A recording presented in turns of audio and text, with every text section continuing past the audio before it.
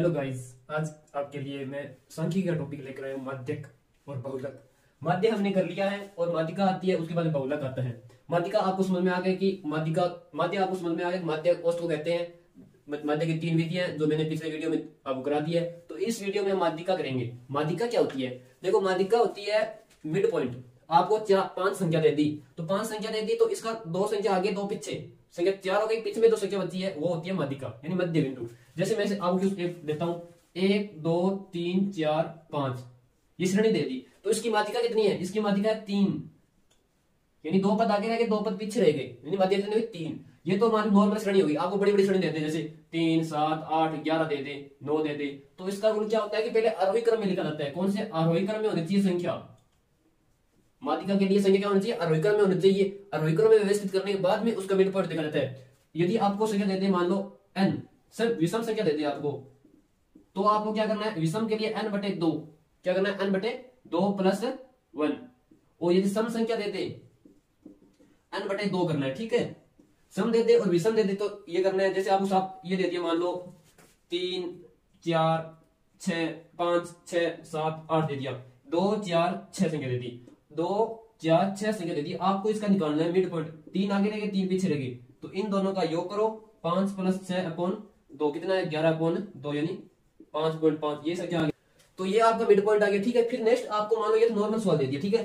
सबसे पहले क्या करना है? आरोही क्रम में लिखनी है संख्या को, और उसके बाद में जो पद होते हैं उनका आपको मध्य बिंदु देखना होता है, ठीक है। विषम के लिए तो n + 1/2 और सम के लिए n/2 करना, ठीक है। फिर आपको मान लो मैंने एक माध्यिका का मैंने एक क्वेश्चन दिया है, जिसके अंदर आपको एक x का मान दे दिया, एक f बारंबारता दे दी, cf होता है सीसंचयी बारंबारता, यानी f में तो 0 से 10 के बीच में 8 बंदे हैं, जैसे ये वाले छात्रों की संख्या है, और 10 से 20 नंबर आते हैं, उनके 30 छात्र है, जैसे ये संख्या दे दी आपको, ठीक है।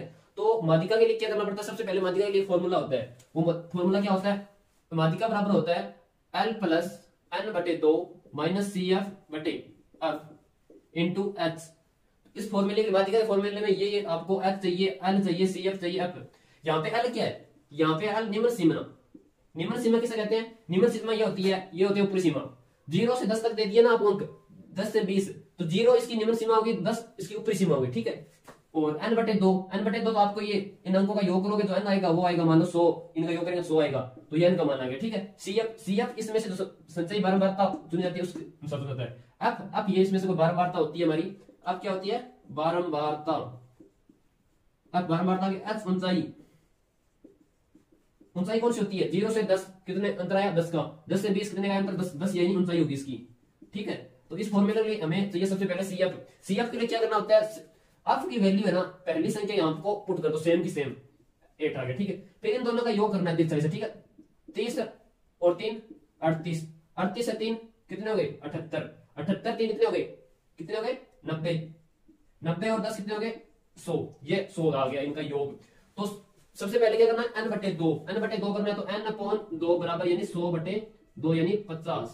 आपका n/2 का मान कितना आ गया? 50। अब 50 ये यानी इससे बड़ी संचयी बारंबारता देखनी है, बारंबारता कौन सी है? इससे बड़ी संचयी बारंबारता कौन सी है? 78।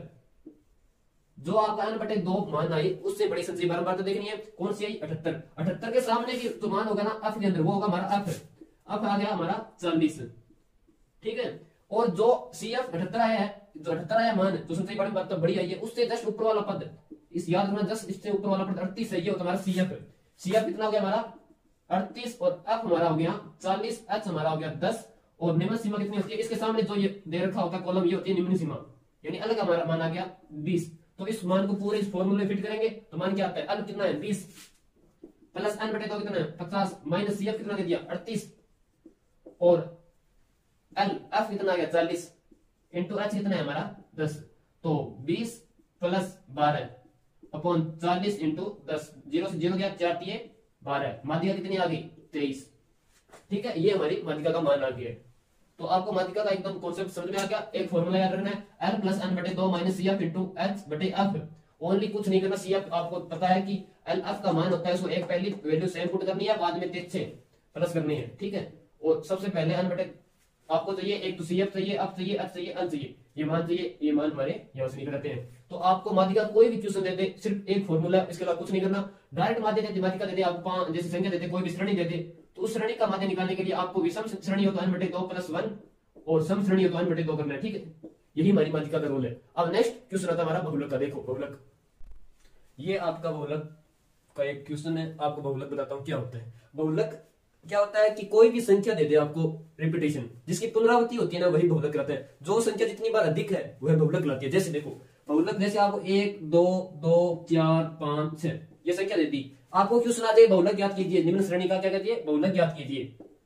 निम्न श्रेणी का बहुलक ज्ञात कीजिए। तो बहुलक होता है जितनी बार पुनरावृत्ति होती है, जिस संख्या ज्यादा वही बहुलक कहलाती है। इसमें क्या हो रहा है, 2 की पुनरावृत्ति 2 बार हो रही है, तो हमारा 2 हो गया बहुलक। ठीक है, यानी जिस अंक की जितनी बार पुनरावृत्ति हो रही हो, सबसे ज्यादा जिसकी पद की पुनरावृत्ति होती है, वही बहुलक कहलाता है। बहुलक का एक ही रोल है सिस्टम, याद रखो, जितनी बार ज्यादा पुनरावृत्ति हो वही बहुलक कहलाता है। आपको क्वेश्चन देते जैसे 3 3 3 4 4 6 6 ऐसी संख्या देते, ठीक है। तो इसमें सबसे ज्यादा रिपीट कौन सी संख्या हो रही है, इसके अंदर सबसे ज्यादा 3 जो अधिक बार रिपीट हो गए, तो यही 3 क्या हुआ, इसका बहुलक हुआ। जिस संख्या की जितनी बार अधिक पुनरावृत्ति हो वही बहुलक कहलाती है। जितनी पुनरावृत्ति होगी वही बहुलक कहलाएगी। अब कोई भी श्रेणी देते हैं उसमें बहुलक पूछ ले, तो 2 संख्या जितनी बार जिसकी पुनरावृत्ति हो रही है वही उसकी बहुलक कहलाता है। ठीक है, तो अब नेक्स्ट हम आंकड़ों का, ये जैसे आंकड़े देती है, इनका बहुलक निकालने के लिए कैसे करते हैं। इनका बहुलक निकालने के लिए फॉर्मूला होता है बहुलक बराबर l plus f1 minus f0 upon 2f1 minus f0 minus f2 into h। ये इसका फॉर्मूला होता है। ठीक है, जिसमें L1 क्या होता है, L1 होता है निम्न सीमा। ये हमारी आगे वाला 0 दे रखा है, ये निम्न सीमा है, ये 7 निम्न सीमा है, ये ऊपरी सीमा होती है, आगे वाला पद ये निम्न सीमा। ठीक है, इसके अंदर h क्या है, h हाइट होती है, 0 और 7 के बीच की हाइट नहीं है, h बराबर आ गया 7। ठीक है, और f1 क्या होता है, f1 होता है जिसकी पुनरावृत्ति सबसे अधिक हो। इसमें सबसे ज्यादा पुनरावृत्ति किस अंक की हो रही है, 72 बार पुनरावृत्ति हो रही है आपकी। ठीक है, 72 बार पुनरावृत्ति हो रही है, तो ये क्या हुआ हमारा f1। f1 से दो संख्या f1 से जो संख्या ऊपर वाली होती है वो f0 कहलाती है, और f1 से नीचे वाली संख्या कहलाती है f2 कहलाती है। तो जिसमें सबसे ज्यादा पुनरावृत्ति हो वही f1 कहलाती है, जिसमें 72 बार रिपीट हो रहा है, ये हमारी f1 हो गया। ठीक है, तो f1 कितना हो गया 72, और f2 कितना हो गया 51, और f0 कितना हो गया 36। L क्या होता है, तो 72 है, इसकी निम्न सीमा क्या है 21, तो 21 क्या होगी इसकी निम्न सीमा हो गई। ठीक है, तो इस मान को डायरेक्ट फॉर्मूला में पुट करना और बड़ा बहुलक आ जाएगा। ठीक है, तो L क्या हो गया 21 प्लस f1 कितना है हमारा 72 माइनस f0 कितना है हमारा 36, 2f1 कितना है 72 माइनस 36 माइनस f0 कितना है f2 कितना है 51 इनटू h कितना है 7। तो इस अब मान को इसको आप मल्टीपल जो भी कैलकुलेशन कर सकते हो। 72 में 36 के कितने बनते हैं 36, 36 तो है 144, 72 से 144 माइनस 36 माइनस 51 इनटू 7। ठीक है, इसको मल्टीप्लाई कर देना है, 7 के 42 4 7 के 21 22 23 24 242 21 प्लस यहां से घटाओगे तो कितने का आपका 57। ठीक है, तो इसको आप 21 प्लस कितने भाग दोगे तो ये हमारा आ जाएगा 25 पॉइंट समथिंग। ठीक है, तो ये हमारा बहुलक आ गया। ठीक है, 42 और यहाँ पे 52 आएगा। ठीक है, करेक्शन कर लेना। ठीक है, तो हमारा बहुलक आ गया। तो बहुलक में कुछ याद नहीं रखना, ओनली फॉर्मूला याद रखना। ये इस बहुलक का फॉर्मूला क्या होता है, l प्लस f1 सब जैसे याद रखो। ठीक है, और जो आपका सबसे बड़े पुनरावृत्ति हो बहुलक की f1 बराबर कहलाती है। ये हमारा वर्ग अंतराल होता है, किसी को पता नहीं है तो वर्ग अंतराल, ये हमारी बारंबारता होती है। ठीक है, तो एक ये फॉर्मूला याद रखना आपको, बहुलक बराबर क्या होता है, बहुलक बराबर होता है 3 माध्यिका माइनस 2 माध्य। इसमें डायरेक्ट आपको क्वेश्चन दे देता है कि बहुलक तो है 5 और माध्य है 3, तो माध्यिका कितनी होगी। तो यहाँ से फॉर्मूला में लगाएंगे तो माध्यिका बहुलक बराबर 3 आ गया, बराबर माध्यिका कितना दे रखी है हमें 3 इंटू 3 निकालना कितना है 2 इंटू x बार निकालना है हमारे, x बार होता है माध्य। तो 5 माइनस कितना है 9 बराबर माइनस के 2x, तो माइनस के 4 बराबर माइनस के 2x, x बराबर कितना आ गया 2, ये हमारा इसका माध्य आ गया। ठीक है, तो इस फॉर्मूले को याद रखना है, बहुलक बराबर होता है 3 माध्यिका माइनस 2 माध्य, 2 माध्य 3 माध्यिका। ठीक है, ये क्वेश्चन डायरेक्ट पूछ लेता है 3 माध्यिका दे दे आपको 2 माध्य दे दे, तो इससे संबंध बना के फॉर्मूला पूछ सकता है। ठीक है, माध्य माध्यिका बहुलक तीनों को मैंने इस वीडियो में समझा दिया आपको, और कैसा लगा बताना जरूर, और YouTube चैनल सब्सक्राइब कर लेना ताकि नेक्स्ट वीडियो है तो आपको